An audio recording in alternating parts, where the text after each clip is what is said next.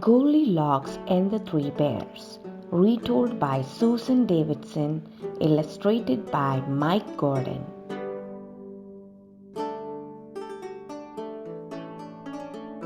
Once upon a time, there was a little girl called Goldilocks. She had lovely golden hair and looked as good as gold.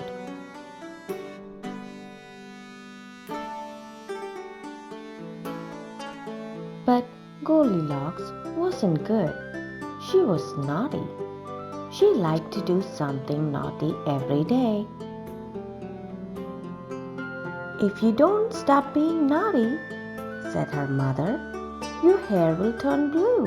"I don't believe you," said Goldilocks and put salt in the sugar pot.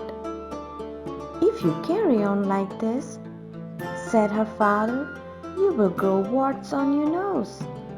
"I don't believe you," said Goldilocks and gave her little brother a haircut. "Now," thought Goldilocks, "what shall I do next?" Then she remembered the woods. Her mother always said, "Don't go into the woods. They are full of bears. The woods are too dangerous." That made Goldilocks want to go there even more. Goldilocks waited until no one was watching and crept out through the back door.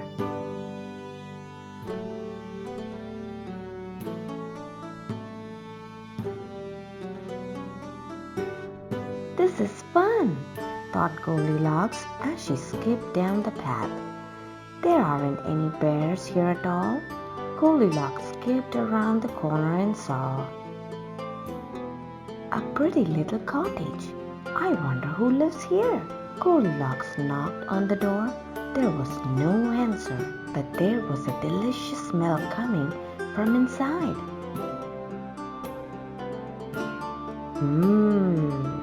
Said greedy Goldilocks, walking in. She followed the smell and saw 3 bowls of porridge on the table. "I'm so hungry. I'm sure no one would notice if I had a tiny taste." First, Goldilocks tried the great big bowl. Yuck, too cold. Next, she tried the middle-sized bowl. Oh, too hot. Last of all, Goldilocks tried the porridge in the tiny bowl. Just right. She ate it all up. Feeling full, Goldilocks looked for somewhere to sit. First, she tried the great big chair. "Too hard," she said.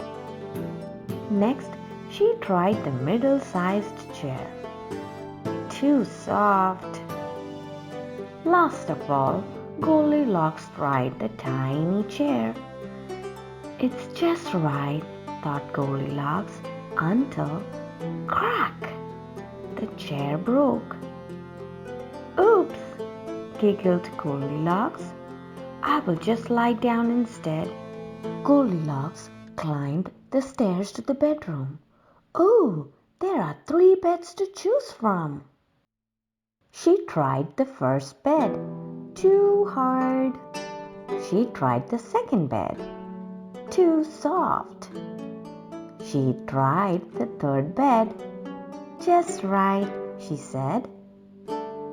In no time at all, Goldilocks was fast asleep. As she slept, a large heavy paw pushed at the front door. 3 bears stomped into the house. There was a great big father bear, a middle-sized mother bear, and a cuddly little baby bear.